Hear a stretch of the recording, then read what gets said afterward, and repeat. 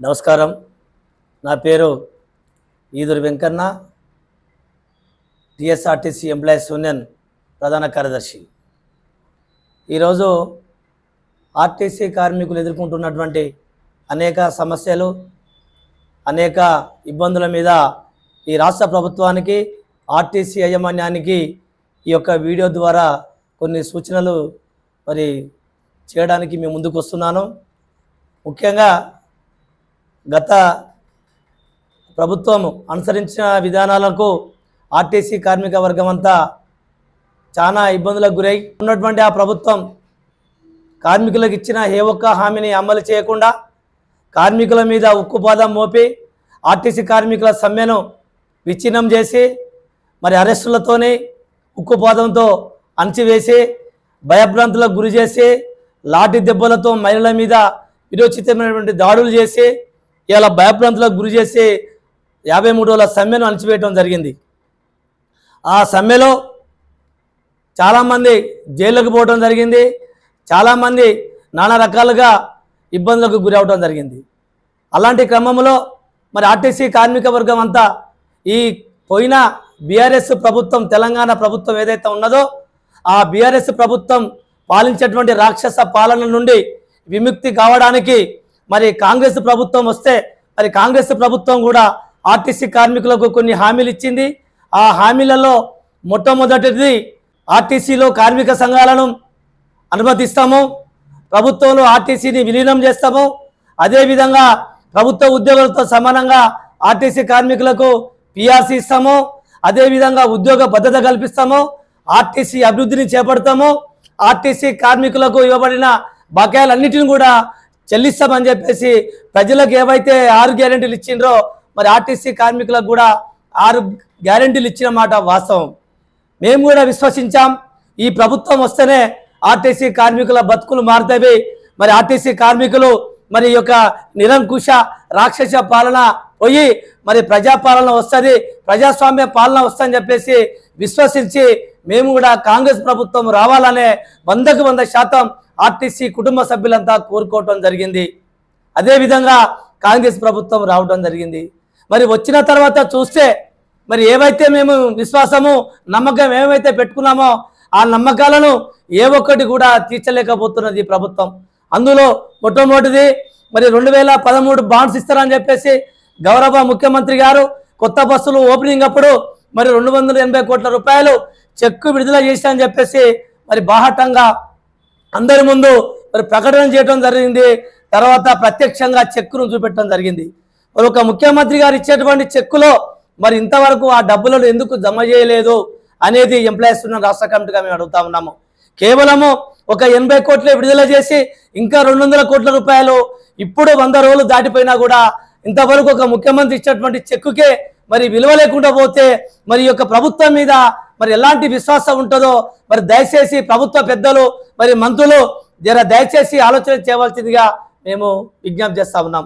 అదేవిధంగా ప్రభుత్వ ఉద్యోగులతో సమానంగా పిఎల్సీ ఇస్తా అని చెప్పేసి గౌరవ ట్రాన్స్పోర్ట్ మంత్రి గారు, రవాణా శాఖ మంత్రి గారు పొన్నం ప్రభాకర్ గారు ఎన్నో మార్లు మేము వారిని కలిసినప్పుడు, ప్రత్యక్షంగా వారి దగ్గర పోయినప్పుడు, అన్ని సంఘాలుగా మేము కలిసినప్పుడు మిమ్మల్ని బస్సు భవన్కు పిలిపిస్తా, మీ సమక్షంలోనే అన్ని విషయాలు పరిష్కరిస్తా, యూనియన్లను అనుమతిస్తా, యూనియన్లను మేము స్వాగతిస్తాం, మీ యూనియన్లకు వెంటనే అనుమతిస్తామని చెప్పేసి ఎన్నోసార్లు హామీలు ఇవ్వడం జరిగింది.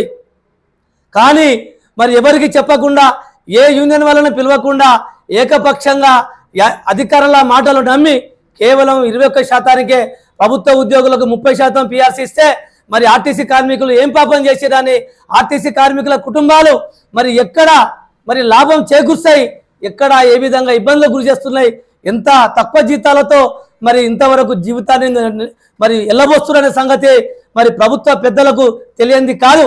అన్నీ తెలిసి కూడా కేవలం 21%కే పిఆర్సీ చేసి చేతులు దుడుపుకోవడం జరిగింది. ఇది సమంజసం లేదు. కార్మిక వర్గం అంతా దీని మీద అసంతృప్తున్నది. కావున దయచేసి ఇప్పటికైనా ఆ 21%ని పెంచి 30%కి పిఆర్సీ చేసి ఆ ఏరియస్ డబ్బులను కూడా రిటైర్మెంట్ అయిన తర్వాత ఇస్తామని చెప్పడం కూడా సమంజసం కాదు. ఇది వెంటనే ఏరియస్ డబ్బులను 2017 పిఆర్సీ ఏరియస్ డబ్బులను పిఆర్సీ 30% ప్రకటించి మరి వెంటనే వేతనాలు సవరించవలసిందిగా మేము డిమాండ్ చేస్తూ ఉన్నాం. అదేవిధంగా ఈరోజు మరి ఉద్యోగ భద్రత గురించి చెప్పారు. మరి గత బీఆర్ఎస్ ప్రభుత్వంలో మరి ఉద్యోగ భద్రత దేవుడెరుగు కానీ ఉన్న ఉద్యోగాలను ఊడగొట్టే విధంగా మరి కొన్ని గైడ్లైన్స్ తీసుకురావడం వలన ఇవాళ కార్మికులకు ఉరితాడుగా మారిపోయినాయి. ఇవాళ పిట్టల్లాగా ఉద్యోగాలు పండు టాకులు లెక్క రాలిపోతూ ఉన్నాయి. డ్రైవర్లు, కండక్టర్లు వేలాది మంది చిన్న చిన్న తప్పులకు మరి బలి చేస్తూ ఉన్నారు. ఈరోజు యూనియన్లు లేకపోవటం వలన మరి ఇష్టారీతిగా అధికారులు మరి డిపోలలో మానసిక వేధింపులకు, డ్రైవర్ కండక్టర్లను వేధింపులకు గురి చేస్తూ బలవంతంగా వారి చేత డబుల్ డ్యూటీలు చేస్తూ, టిమ్ డ్యూటీలు చేస్తూ మరి ఎక్కడ పడితే అక్కడ అణచివేసే ప్రయత్నం చేస్తూ ఉన్నారు. ఇలా ఎవరికి చెప్పుకోలే దిక్కులేని పరిస్థితిలో ఉన్నారు. మరి గౌరవ ముఖ్యమంత్రి గారు మొన్నటికి మొన్న ఉద్యోగ సంఘాల సమావేశంలో మరి ఆర్టీసీలో ఎన్నికలు పెడతా అని చెప్పేసి సెలవిచ్చారు, మరి మాట ఇచ్చారు. మరి దాన్ని ఆర్టీసీ ఉన్నతాధికారులకు మరి అదే ఆదేశాన్ని ఇక్కడ ఇస్తే మరి ఈరోజు మాకు యూనియన్లు అనుమతించేది. ఏ కష్టం వచ్చినా మా యూనియన్ నాయకులు పోయి మాట్లాడేవారు. ఇవాళ ఎవరికి దిక్కు చెప్పుకోవాలనో దిక్కు లేక మరి ఎక్కడికక్కడ మరి ఆత్మహత్యలకు పాల్పడుతూ ఇవాళ వేలాది మంది కార్మికులు ఇవాళ బిక్కు ఉంటుందని భయభ్రాంతులతో విధులను నిర్వర్తించే పరిస్థితి ఉంది. అయ్యా ముఖ్యమంత్రి గారు, అసెంబ్లీలో చాలాసార్లు గౌరవ శాసనసభ్యులు కూడా ఒక ప్రశ్న వేయడం జరిగింది. మరి గత ప్రభుత్వం యూనియన్లు రద్దు చేసేది నోటి మాటతోనే. గత ముఖ్యమంత్రి గారు కేవలం మౌఖిక ఆదేశాలతోనే యూనియన్లు రద్దు చేయడం జరిగింది. మరి మీరు కూడా గదే ఒక్క నోటి మాట, దాంతో ₹1 ఖర్చు లేదు, ఒక్క నోటి మాట చెప్పితే ఇలా యూనియన్లు మరి ఆర్టీసీలో అనుమతించబడతాయి. మరి కార్మిక సమస్యలను అక్కడికక్కడ మాట్లాడుకొని పరిష్కారం చేసుకునేటువంటి అవకాశము కల్పించాలని చెప్పేసి గౌరవ ముఖ్యమంత్రి గారిని నేను కోరుతా ఉన్నా. అదేవిధంగా ఈరోజు రాష్ట్రంలో ఎన్నడూ లేని విధంగా ఆర్టీసీ చరిత్రలో 1978లో ఎంప్లాయర్స్ యూనియన్ ఆధ్వర్యంలో బెడ్ విన్నర్ స్కీమ్ కారుణ్య నియామకాల కింద రెగ్యులర్ ప్రాతిపదికన అపాయింట్మెంట్ చేసుకునే వాళ్ళము. చనిపోయిన ఉద్యోగ పిల్లలకు మరి పర్మనెంట్ ఉద్యోగాలే మరి అపాయింట్మెంట్ చేసేది. అలాంటిది వాటిని రద్దు చేసి ఇప్పుడున్నటువంటి యాజమాన్యము మరి కన్సల్టేట్ కింద వాళ్ళను తీసివేసి ఇలా 3 సంవత్సరాలు అప్రెంటిస్గా పనిచేస్తూ అతి తక్కువ జీతాలు భారతదేశంలో ఎక్కడ కూడా లేనటువంటి 15,000 16,000 జీతాలతోనే వాళ్ళను మరి ఎట్టి చాకిరి చేస్తూ ఉన్నారు. మీరు ఇది ఎంతవరకు సమంజసమో? ఎక్కడనైనా 15,000 16,000 ఏ కుటుంబానికైనా ఈ రోజుల్లో సరిపోతాయా? గౌరవ మంత్రివర్యులు ముఖ్యమంత్రి గారు ఆలోచన చేసి వెంటనే ఈ యొక్క విధానాన్ని రద్దు చేసి మరి రెగ్యులర్ ప్రాతిపదికన వాళ్ళ ఉద్యోగాలు ఇవ్వాల్సిందిగా మేమంతా డిమాండ్ చేస్తూ ఉన్నాం. అదేవిధంగా గతంలో పెండింగ్ 9 DAలు ఇంతవరకు ఇవ్వలేదు. 8 DAల ఏఎల్స్ వెంటనే చెల్లించవలసిందిగా కోరుతున్నాం. మరి అదేవిధంగా మొన్నటికి మొన్న గౌరవ ముఖ్యమంత్రి గారు, గౌరవ ఉప ముఖ్యమంత్రి గారు మరి ఆర్టీసీకి ప్రభుత్వ పరంగా ఆర్థిక శాఖ నుండి 1,120 కోట్ల రూపాయలు మేము ఆర్టీసీకి మహాలక్ష్మి పథకం ద్వారా ఇచ్చినామని చెప్పేసి గౌరవ పెద్దలు మొన్న వీడియోలో మన టీవీలలో మరి మాట్లాడడం జరిగింది. ఇది వాస్తవం అయితే మరి అలాంటప్పుడు మనకు డబ్బులు సమకూర్చినప్పుడు మరి ఆర్టీసీ కార్మికులకు ఇచ్చేటువంటి బకాయిలు, ఆర్టీసీ కార్మికులకు ఇచ్చేటువంటి బాండ్ల డబ్బులను మరి అట్టి డబ్బులకి వెళ్ళి మరి ఆర్టీసీ మిగతా కార్మికులకి కేవలం ఒక డ్రైవర్లకే ఇచ్చారు. ఆ డ్రైవర్లకు 2013 బాండు డబ్బులు ఇవ్వడం వలన మిగతా వర్కర్లలో, మిగతా సిబ్బందులలో మరి అసంతృప్తి నెలకొన్నది. తీవ్ర నిరాశలో ఉన్నారు. వెంటనే యాజమాన్యం స్పందించి ఆ డబ్బులకి వెళ్ళి సర్దుబాటు చేసి మిగతా కార్మికులకు అందరికి కూడా బాండ్ డబ్బులను వెంటనే రిలీజ్ చేయాలని చెప్పేసి కోరుతా ఉన్నాం. అదేవిధంగా 1,120 కోట్ల రూపాయలు మరి ప్రభుత్వం నుంచి ఆర్టీసీ ఖజానాకు వచ్చి ఉంటే మరి ఆర్టీసీకి ఇచ్చేటువంటి PF బకాయిలు, CCS బకాయిలు, SRBS SBT బకాయిల కింద 3,200 కోట్ల రూపాయలు కార్మికుల డబ్బులను యాజమాన్యం వాడుకున్నది. అట్టి డబ్బులను వెంటనే కొంత 25% 30% వెంటనే వాటిని అక్కడ అప్పగించవలసిందిగా, ఆ డబ్బులకి అటు చెల్లించి మరి CCS డబ్బులు మొత్తం చెల్లించవలసిందిగా మేము కోరుతా ఉన్నాం. అదేవిధంగా ఒక పక్క MD గారు ప్రభుత్వం నుంచి మాకు డబ్బులు రాలేదు, ప్రభుత్వం నుంచి డబ్బులు ఇస్తేనే మీకు ఇచ్చేటువంటి అన్ని బకాయిలు ఇస్తా అని చెప్పేసి ఇక్కడ MD గారు చెప్తా ఉన్నారు. అక్కడ పోతే ప్రభుత్వ పెద్దలు, మంత్రులు, ఆర్థిక శాఖ మంత్రి కావచ్చు, ట్రాన్స్పోర్ట్ మినిస్టర్ కాదు, అందరు కావచ్చు, మేము ఎప్పటికప్పుడు ఇస్తున్నాం అంటారు. ఇలా ఏది నిజమో ఏది వాస్తవమో అయోమయం గురి చేస్తుంది. కాబట్టి దీని మీద ఈ యొక్క అయోమయాన్ని తెరదించడానికి MD గారు ప్రభుత్వం నుంచి వచ్చేటువంటి ప్రతి పైసా మీద శ్వేతపత్రం రిలీజ్ చేయాల్సిందిగా వెంటనే మేము డిమాండ్ చేస్తా ఉన్నాం. అదేవిధంగా గౌరవ ముఖ్యమంత్రి గారు దయచేసి 2019లో మరి కార్మికులు సమ్మె చేసినప్పుడు అప్పుడున్నటువంటి మరి బీఆర్ఎస్ ప్రభుత్వము రాక్షస పాలన మరి మా మీద అన్యాయంగా అక్రమంగా కేసులు పెట్టి మమ్మల్ని జైలుకు పంపించడం జరిగింది. ఇంకా చాలా చోట్ల ఖమ్మంలో కావచ్చు, ఇలా హన్మకొండ వరంగల్లో కావచ్చు, నల్లగొండలో కావచ్చు, హైదరాబాద్లో కావచ్చు, కరీంనగర్లో కావచ్చు, అన్ని ప్రాంతాలలో కార్మికుల మీద అక్రమ కేసులు పెట్టడం జరిగింది. ఆ కేసులన్నిటిని కూడా మరి రద్దు చేయవలసిందిగా, పోలీస్ కేసులను మాఫీ చేయవలసిందిగా ఈ రాష్ట్ర ప్రభుత్వాన్ని ఎంప్లాయీస్ రాష్ట్ర కమిటీగా మేము అడుగుతా ఉన్నాం. అదేవిధంగా దయచేసి 2021 పిఆర్సీ డేట్ కూడా అయిపోయింది. మరి మీరు కూడా 2021 పిఆర్సీ ఇస్తా అని చెప్పేసి ఎన్నికల మేనిఫెస్టోలో పెట్టారు.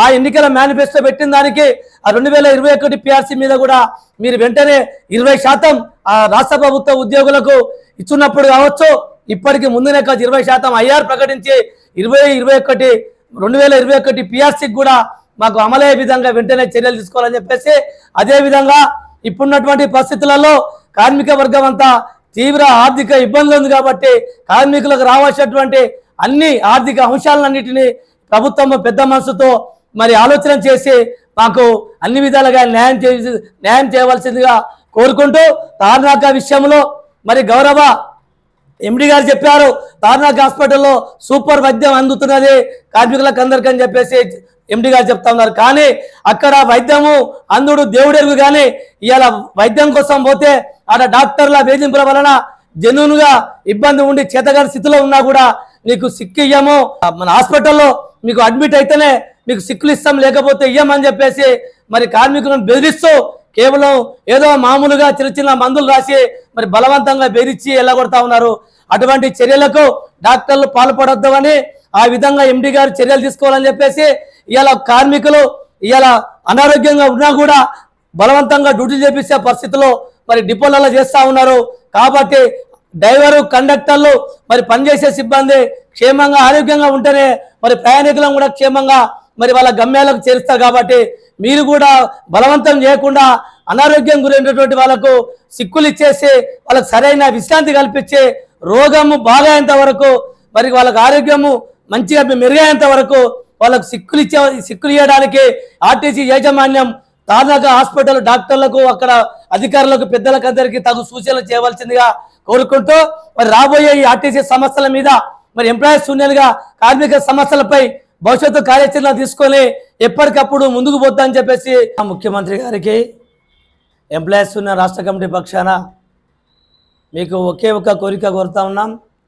ఈరోజు మీరే బాహటంగా చెప్తా ఉన్నారు, ప్రగతి భవను నిరంకుశ పాలన, రాక్షస పాలన బద్దలు కొట్టాము, ప్రజాపాలన మా ప్రభుత్వం ఏర్పాటు చేసి అని చెప్పేసి మీరే అన్ని చోట్ల చెప్తా ఉన్నారు. చాలా ధన్యవాదాలు ముఖ్యమంత్రి గారు. మరి ఆర్టీసీ వచ్చే వరకు మరి ఆర్టీసీలో ఇంకా అదే బీఆర్ఎస్ నియంత పాలన, మరి అక్రమిత పాలన, మరి నియంత పాలన మరి ఇక్కడ ఆర్టీసీలో కొనసాగుతూ ఉన్నది. ఈరోజు అనేక చోట్ల కార్మికులకు వేధింపులకు గురి చేస్తూ యూనియన్లు లేకపోవటం వలన మరి ఈరోజు మరి ప్రజాస్వామ్యం అనేది ఈ ఆర్టీసీలో లేకుండా పోయింది. మరి ఇక్కడ ప్రజాపాలన మరి మీరు ఎప్పుడు మొదలు పెడతారో దయచేసి ఇప్పటివరకు మీరు చెప్పట్లేదు. మాదొక చిన్న సూచన, దయచేసి మీరు పెద్ద మనసును అర్థం చేసుకోవాలి. రేపు రాబోయే మేడే 138వ మేడా దినోత్సవం సందర్భంగానైనా కార్మిక సంఘాలను ఆర్టీసీలో పునరుద్ధరించి ఇక్కడ కూడా ప్రజాపాలనను మరి మీరు పునఃపరిశీలన చేసి ప్రజాపాలనను కొనసాగించే విధంగా వెంటనే మీరు ఆదేశాలు జారీ చేయాలని చెప్పేసి నేను ఆర్టీసీ కార్మికుల పక్షాన మీకు కోరుతూ, రేపు రాబోయే రోజులలో మీ యొక్క ప్రభుత్వం ఆర్టీసీ కార్మికులకు ఇచ్చిన హామీలన్నిటిని కూడా ఏ ఒక్కటి కూడా తప్పుపోకుండా పూర్తిగా అమలు చేసి మీ యొక్క హామీలను మరి మీరే తీర్చి మా నమ్మకాన్ని వమ్ము చేయకుండా మాకందరికీ న్యాయం చేయాలని చెప్పేసి ఆర్టీసీ కార్మికుల పక్షాన మిమ్మల్ని కోరడం జరుగుతూ ఉన్నది. Eediri Venkanna, employees union general secretary.